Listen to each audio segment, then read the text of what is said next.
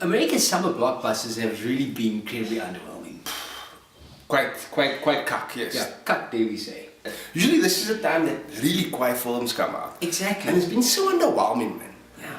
And, well, what do you think about Atomic Blonde? Can it be added to that list or what? I don't know, Matthew. You know, like Atomic Blonde, it's not, Atomic Blonde isn't a cut movie. It's not a cuck movie. It's just very, Yeah, that is true. I walked out of Atomic Blonde. yeah.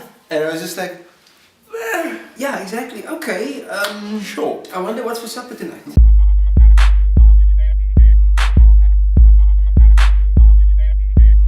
Hey, Matt. Now, Peach, And welcome to that movie review. aka TMR. In Atomic Blonde, we have Charlize Theron, who plays this incredibly capable spy, incredibly hot as well, Oh, yeah.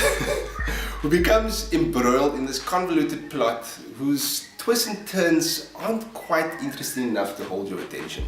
Set in 1989, just before the fall of the Berlin Wall, Atomic Blonde finds itself at the end of a decade of incredible excess, and while the Cold War is finally running its course. You know, coming to the end of it. Yeah. Where were you during the Cold War? I don't know, Matthew, but I know where you were during when I know what you were doing. Yeah, I was cocking my naps. Yeah, and I was in my face. Exactly, man, bro.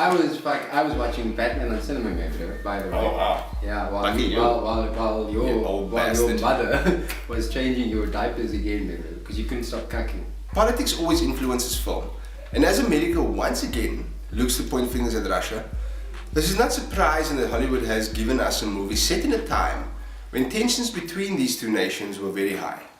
The 80s are realized with meticulous attention, and it's not surprising that they've gone ahead and made a film in the 80s. You know, it's an appealing era to make a movie in. You know, there's less technology to contend with. Cigarette smoking was still very rife, so you can have all your characters smoking and totally justified and get away with it. You know, what I'm basically saying is that there's no doubt that Big Tobacco picked up a large part of the check for this movie, and so did Stanishnaya vodka. Or what is Stanishnaya? Right? I mean, who's that name?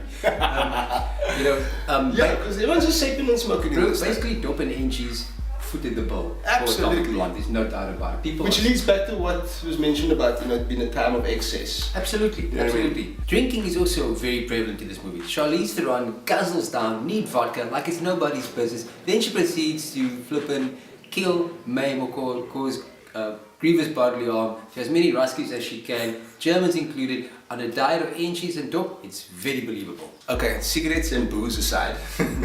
We love talking about cigarettes and booze, but putting that aside for now. Once we're done shooting this review, we're going to continue talking about cigarette and booze between each other. Absolutely.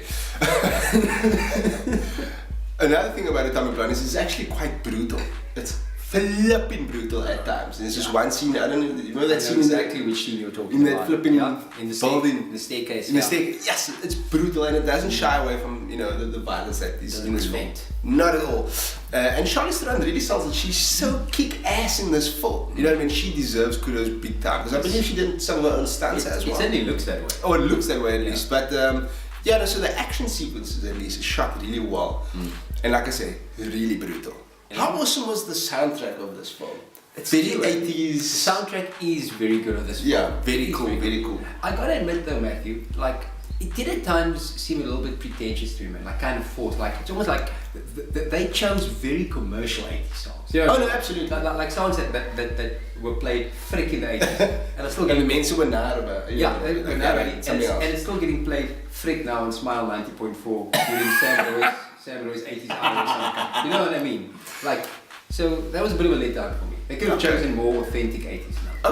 Okay. I hear you. Visually, Atomic Blonde is actually pretty interesting. It's based on a graphic novel, and a lot of attention has been paid to that very fact. As a result, many scenes, many scenes in particular, look like they were taken straight out of a series of panels from a comic book or from a graphic novel. I mean, everything is fucking based on a graphic novel these days. I mean, What's not based on? maybe the first mensen were just plagiarizing books, and now like, what next can we? Exactly. You know, take a cock on? Yeah. Everything's a comic, you know. Exactly. It's two graphic novels, it's two comics. What's next? The Sawn. Because that's the next logical step after comics. Exactly. The Sawn. Based on an article in The Sawn. Yeah. There's a tokology, man. The filmmakers also combine a sort of array of neon colors and juxtapose that against like various greys, various like shades of grey and stuff. It's just a constant throughout East Germany, you know what I mean? I mean, if it even, you could even say it mirrors the wall, you know, the graffiti and all that stuff on there. So it's gonna, you know, and then put Theron's, you know, blonde bombshell runway model kind of look in the middle of it all, and you've got quite an authentic sort of look for the film. This lends Atomic Blonde a sort of surreal quality, you know, that's juxtaposed with its intense violence, you know, some violence that might actually make you flinch. So it's pretty cool how it actually gels together.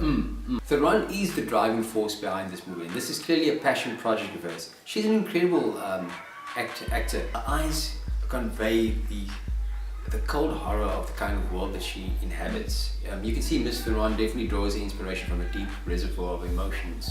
Wow. Yeah, it's pretty deep, DJ. Yeah, my boy. Even for you. While this is Charlize's film, you know, she's also joined by an extremely decent cast. You know, X-Men's James McAvoy is in here. The Mummy's Sofia Boutella. Yes. Sofia Boutella. Yeah, anyway, you know, perpetual dik gat John Goodman. Constant. Hey, we need a dik gat in a stuk. John Goodman. He's the guy.